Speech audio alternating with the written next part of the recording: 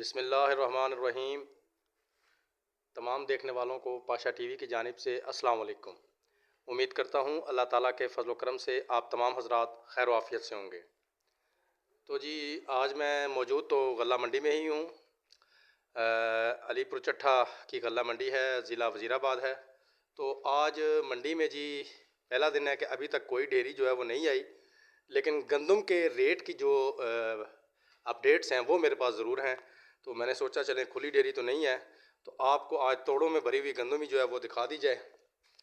आप ये थोड़े से दाने भी देख लीजिए जी। बेसिकली वीडियो का आज का मकसद जो है वो आपको गंदम दिखाना नहीं, सिर्फ गंदम की रेट की जो अपडेट है वो है। तो आज जो ज़राए से मालूम हो रहा है, कल तकरीबन 2419 रुपये पे बोली गई थी, लेकिन आज सुनने में आ रहा है कि गंदम में से तकरीबन 50 रुपये का जो है ना, उसमें से वो कमी हुई है उसके रेट में 50 रुपये तक की। तो बहरहाल इस वक्त जो 2350 रुपया रेट है जी, वो तकरीबन कन्फर्म रेट है। 2350 रुपया फ़ीमन। गंदम ज़्यादा अच्छी हो तो ज़ाहिर सी बात है 10, 20, 30, 50 तक का भी इजाफा उसमें मुमकिन है।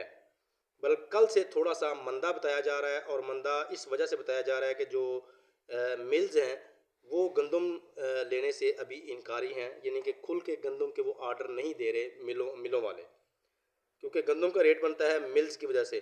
जैसे जैसे मिल्स की डिमांड होती है वैसे वैसे गंदम का रेट भी बढ़ता है। अगर मिल्स वाले गंदम नहीं खरीदेंगे तो ज़ाहिर सी बात है फिर गंदम कहाँ जाएगी, गंदम यहीं पड़ी रहेगी, जिसकी वजह से रेट जो है वो डाउन होगा। बाज़ औक़ात ऐसा होता है कि इंटरनेशनल सतह पे यहाँ पर रेट को नहीं देखा जाता, सिर्फ मिलर्स जो हैं वो अपनी मर्ज़ी करते हैं और अपनी रेट को कम करने के लिए 1 या 2 दिन का ब्रेक लगा देते हैं, जिसकी वजह से गंदम का जो रेट होता है वो ऑटोमेटिकली नीचे आ जाता है।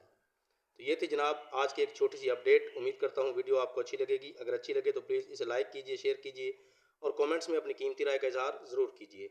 उसके अलावा जो मेरे दोस्त मेरे चैनल पाशा टीवी पर अभी नए आए हैं, काइंडली वो इसे सब्सक्राइब कर लें और साथ में लगे बेल आइकॉन को ज़रूर प्रेस करें ताकि हमारी आने वाली हर वीडियो का नोटिफिकेशन आप तक बर वक्त पहुँच सके। कल तक के लिए पाशा टीवी को इजाज़त दीजिए। खुदा हाफिज़।